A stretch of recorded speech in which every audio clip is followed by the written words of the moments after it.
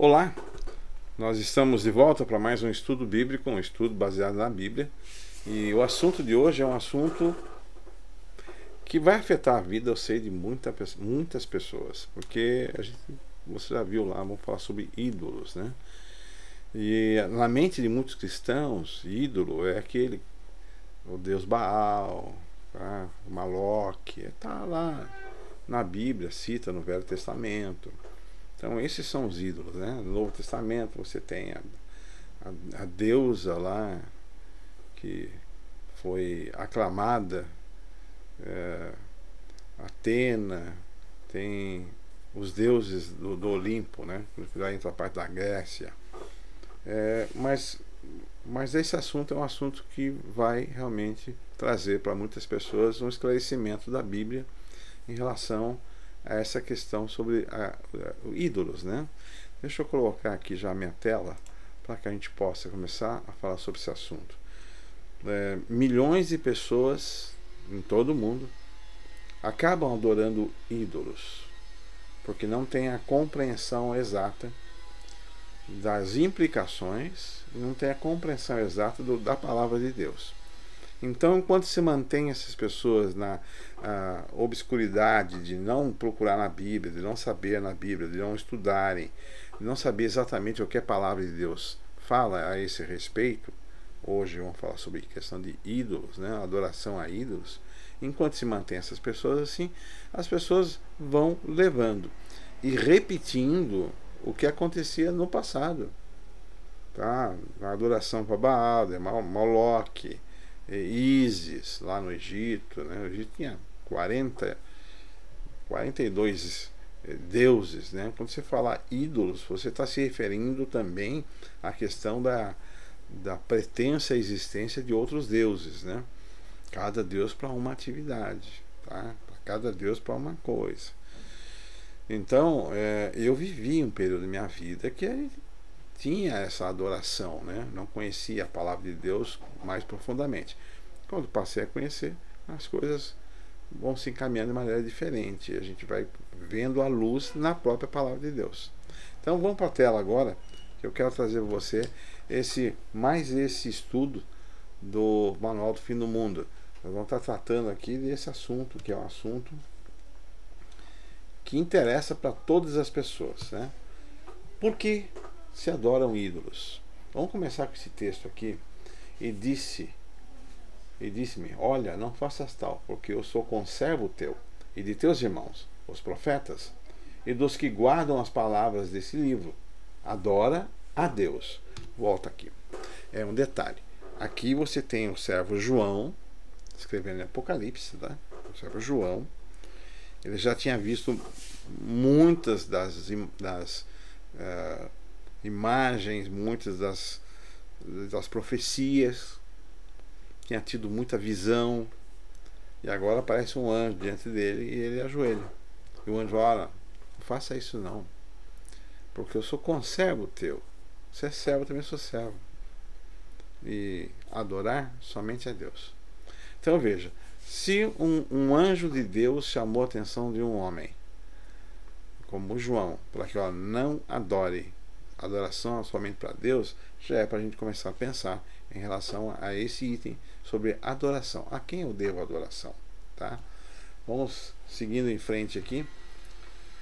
O próprio Jesus respondeu: está escrito, adore o Senhor, o seu Deus, e só a Ele preste culto. E lá no Velho Testamento, em Êxodo, Deus falando agora ao povo de Deus, Deus falando ao seu povo, ele fala: nunca adore nenhum outro Deus, porque o Senhor, cujo nome é zeloso, é de fato Deus zeloso. Tá?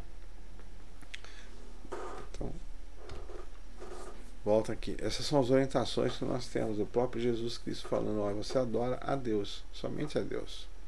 Tá? E no Velho Testamento, Deus dando a ordem para Moisés, escreve aí: nunca adore nenhum outro Deus. Então existem outros deuses? Não, não existem outros deuses.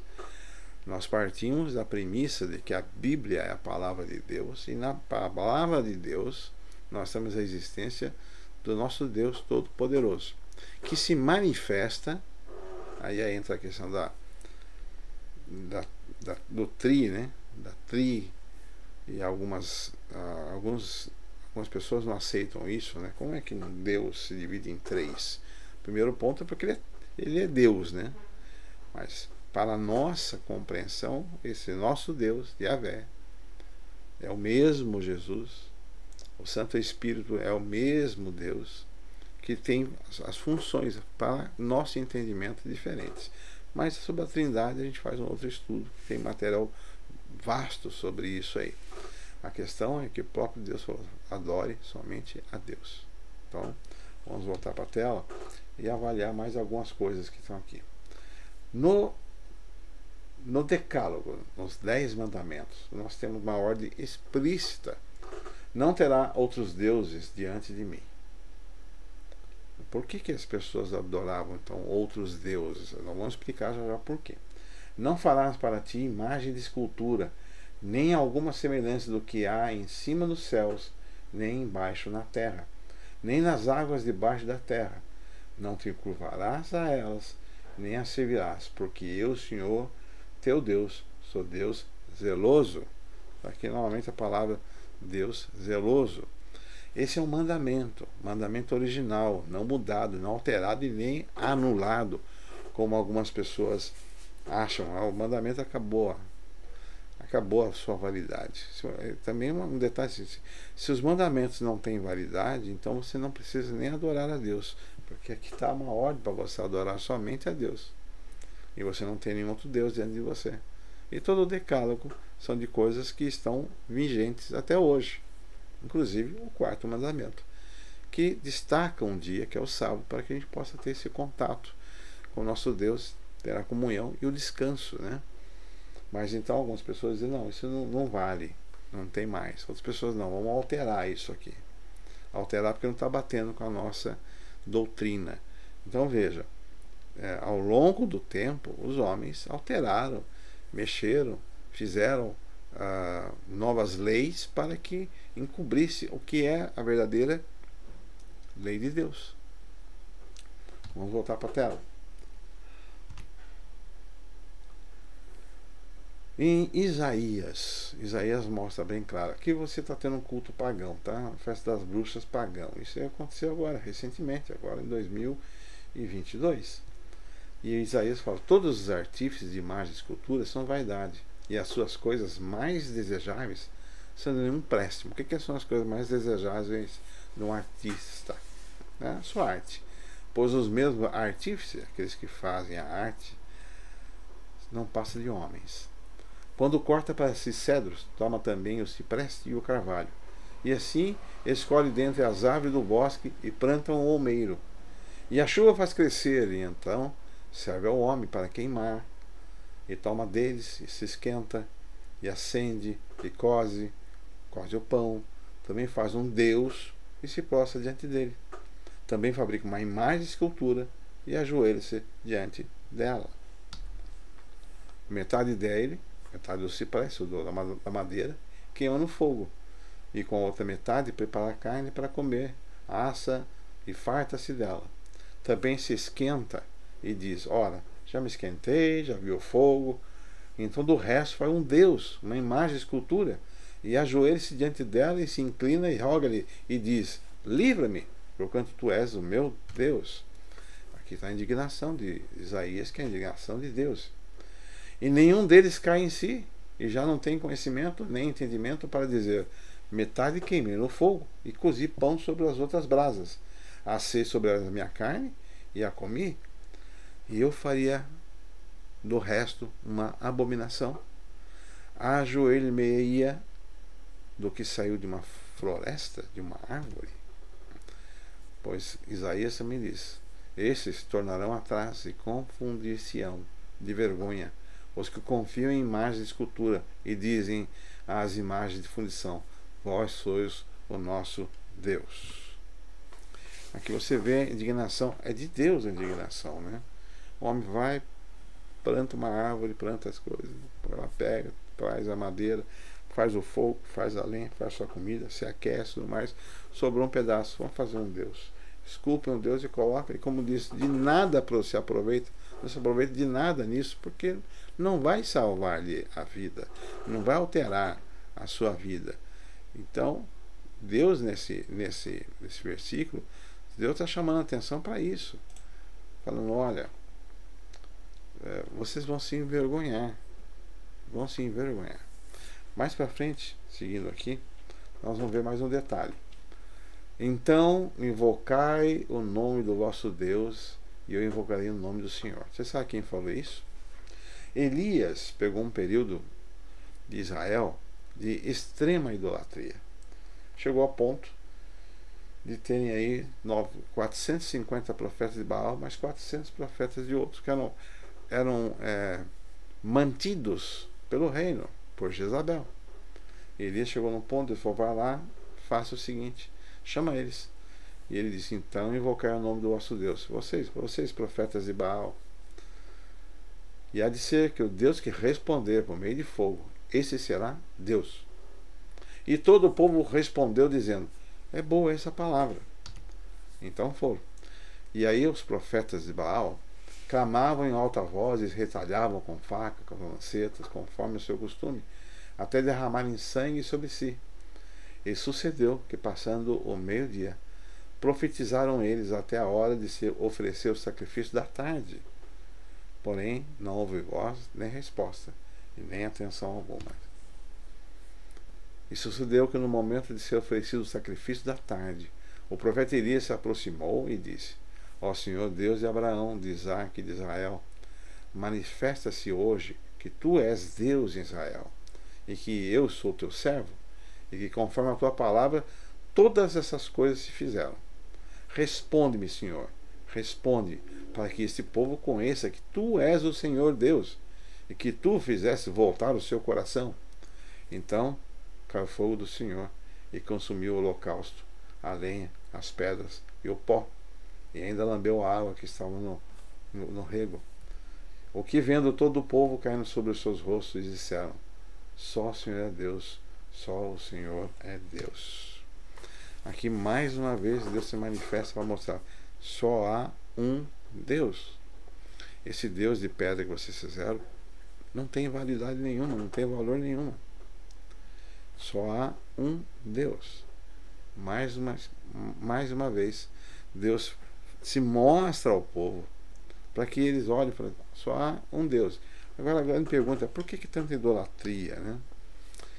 Por que se adoram ídolos? E quando isso começou? Nós vamos começar a voltar bem lá atrás, no livro de Gênesis, né?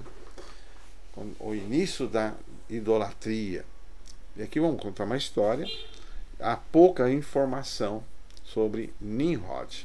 Mas Flávio Joséfo escreveu. Flávio Joséfo foi um escritor, foi um general, nos anos 70 depois de Cristo, e ele escreveu: agora foi Nimrod que os excitou a tal afronta e contenda contra Deus. Ele também gradualmente mudou o governo, levando-o à tirania, não vendo qualquer outra maneira de desviar os homens do temor de Deus. Nimrod é o primeiro reino mencionado, o reino de Nimrod. Seu nome significa ele se rebelou. Segundo a tradição judaica, ele se rebelou. E ele foi habitar ali desde o Oriente, onde eles acharam um vale na terra de Sinar, e habitaram ali. A terra de Sinar era a terra da Babilônia. As multidões estavam muito prontas a seguir as determinações de Nimrod, e eles construíram uma torre, não medindo o sofrimento, nem sendo em nenhum grau negligentes a respeito dessa obra. E por razão da multidão de mãos empregadas nela, ela cresceu, ficando muito alta. O lugar onde eles edificaram a torre é agora chamado de Babilônia. Então lembra aqui que Nimrod foi habitar em Sinar. Um detalhe importante aqui: esses textos não são da Bíblia, são da tradição judaica de vários escritores. Inclusive, durante o período todinho, né, você tem escritores que acompanharam fazendo os relatos das suas civilizações. E Flávio Joséfo general judeu que esteve diante de Jerusalém quando essa foi destruída. José foi aprisionado numa campanha anterior, num dos cercos à sua cidadela, foi levado até Jerusalém e foi colocado diante dos muros, pedindo que eles estivessem lá e se entregassem para que não fosse destruído a cidade. A mando de Tito, ele foi lá e fez, mas ele foi negligenciado. Mas ele escreveu muitas obras, entre elas a Guerra dos Judeus, que relata sobre como foi a destruição de Jerusalém e como foi a discórdia dos judeus. E aqui nesse texto é que Flávio José está falando sobre Nimrod, que através da sua rebeldia fez com que o povo também fosse rebelde. Então nós temos os escritos históricos sobre Nimrod. Pouca informação na Bíblia. A informação que tem sobre ele é que ele foi morar no Vale de Sinar. E o Vale de Sinar é a Mesopotâmia, é a região de Babilônia. E é nos dito que, no caso de Nimrod, habitou na cidade de Babilônia, na cidade que se fez Babilônia mais tarde, né? Habitou no vale que se tornou Babilônia mais tarde. Mas que ele incitou, de acordo com os textos judaicos, ele incitou o povo a construir-se, a rebelar contra Deus. Vamos voltar aqui. A religião babilônica desenvolveu-se em torno de tradições concernentes a Nimrod. Os historiadores citam como esposa dele Semíramis, que deu à luz seu filho Tamuz.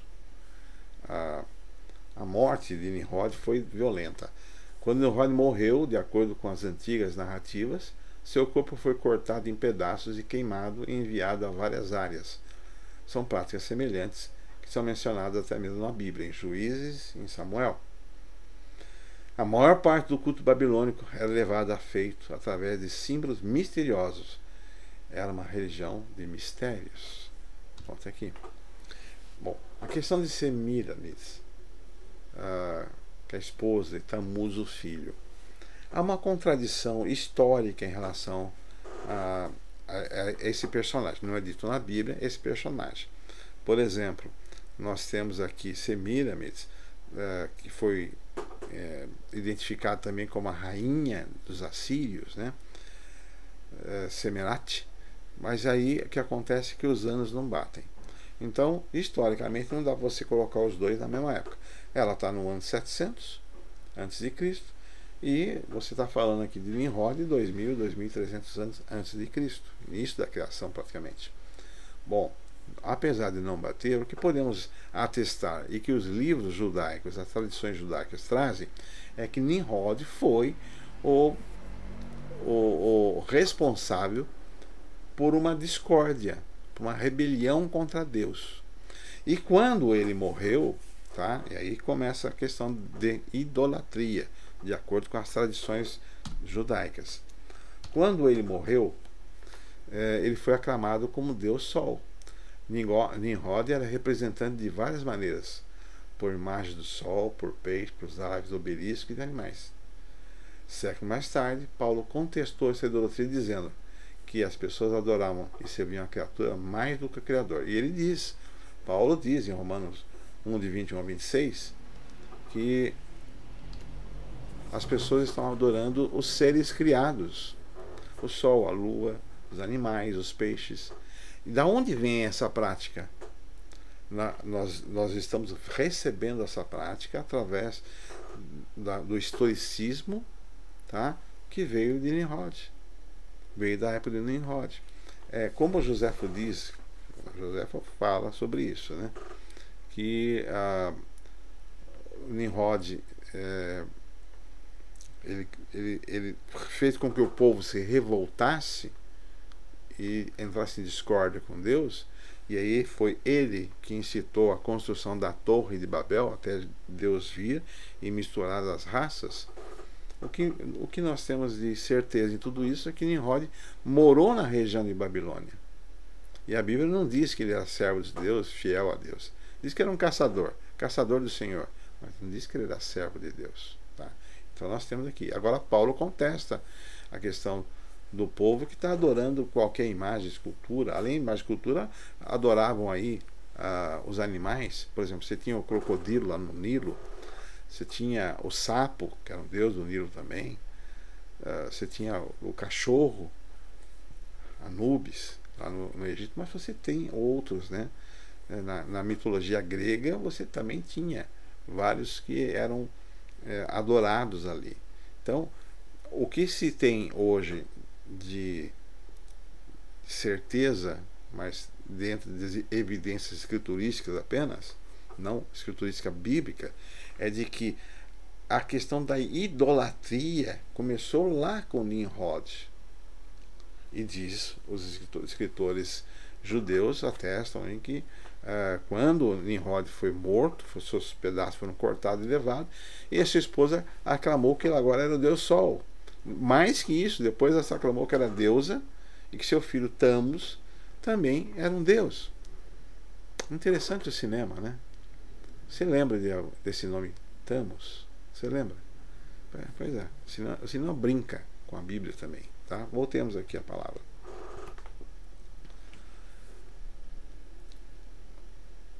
O historiador judeu José refere-se nominalmente assim: segundo a tradição religiosa, Nimrod foi executado devido à sua rebelião contra Yahvé, o Deus de Noé. Os seguidores de Nimrod consideraram a sua morte violenta uma tragédia ou calamidade e o deificaram. Deificar, transformar em Deus. Comemoravam a sua morte anualmente no primeiro e segundo dia do mês lunar de Tammuz, quando as mulheres choravam o seu ídolo. Em Gênesis 10:8, Nimrod é chamado de guerreiro. Ele era habilidoso como lutador, matador, caçador, 3 coisas nas quais os homens encontraram muita glória, desde a antiguidade até hoje. No livro de Miqueias 5:6, especula-se que Nimrod estendeu o seu domínio ao território da Síria, onde construiu Nínive.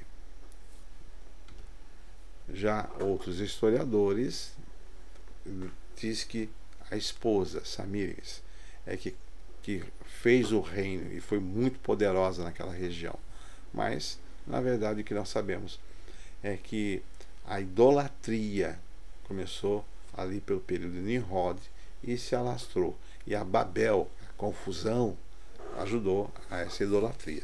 Voltando aqui, nós vamos ler o seguinte: segundo a Bíblia, o reinado de Nimrod incluía as seguintes cidades da terra: Sinar, Babel, Erech, Acádia, Calné. E foi provavelmente sob o seu comando que iniciou a construção de Babel e da sua torre. Tal conclusão está de acordo com o conceito judaico tradicional. E agora, como é que se espalhou agora essa questão da Babilônia, dessa confusão? Bom, as nações passaram a aderir também aos deuses, mas Roma espalhou isso de maneira incrível. O Babilônia tinha um detalhe que eu quero mostrar aqui. Babilônia, o reino de Babilônia, tinha o costume de, quando aprisionavam um povo, eles mesclavam as religiões e as crenças e faziam com que o povo fosse espalhado no reino todo, para que eles perdessem a identidade de patriotismo.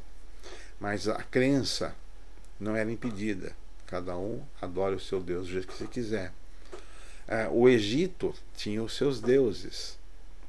Mas com Roma começou a se espalhar, porque o Roma dominou boa parte da terra, e por dominar boa parte da terra expandiu-se essa questão da idolatria. Os romanos eram idólatras. Esse é um ponto que a gente tem que pensar. E aqui nesse texto diz que o sistema dos deuses e religiões dos vários países pagãos que dominava Roma era um sistema similar. Desde que a Babilônia era a fonte do paganismo desses países, podemos ver como a religião primitiva da Roma pagã não era outra senão o culto babilônico, que havia se desenvolvido e tomado várias formas e nomes diferentes nos países para os quais eles foram espalhados. Detalhe: nós estudamos aqui mais ou menos o começo do paganismo. Tem muito mais detalhe. Esse material vai estar disponível completo com você, com outras informações, no nosso site asprofecias.com.br. Tá? Essa foi a primeira parte. Nós vamos estudar na segunda parte, nosso próximo encontro, nós vamos estudar sobre a questão de como a idolatria chegou no meio do cristianismo. O que é o sincretismo? Porque hoje ainda existe a idolatria. Qual a mensagem de Deus em relação à idolatria? Eu quero ler para você, ao vivo e a cores aqui, Apocalipse 14. Se você vai nos acompanhar, Apocalipse 4, capítulo 14. E no versículo 14, eu quero ler esse texto para que você reflita. A primeira mensagem angélica. Deus deixou 3 mensagens que a igreja deveria pregar nos últimos dias. 3 mensagens especiais. Cita a Babilônia, cita tudo isso. Mas as 3 mensagens angélicas, a primeira é a seguinte: vi outro anjo voando pelo meio do céu, tendo o evangelho eterno para pregar aos que assentam sobre a terra, e a cada nação, tribo, língua e povo.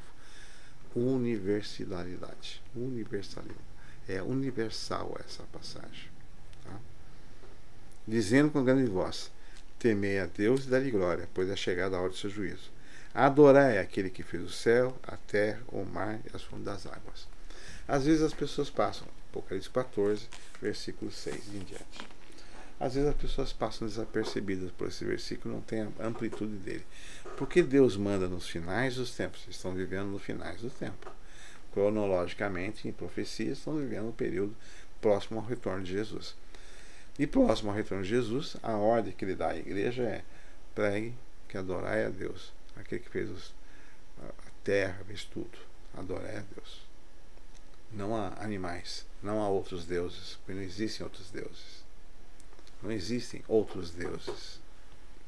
Estou afirmando para vocês: há um só Deus. E ele fala: adorai. Mas o nosso inimigo, o inimigo de nossas almas, ele diversificou a adoração. E as pessoas se ajoelham em frente a imagens. Agora nós vamos saber no nosso próximo estudo se isso é correto ou não.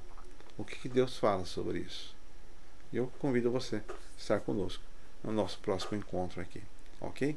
Que Deus te abençoe, que lhe dê um restante de sábado. Nós estamos no sábado aqui. Um restante de sábado que seja uma bênção. Que Deus te abençoe e te guarde até o nosso próximo encontro.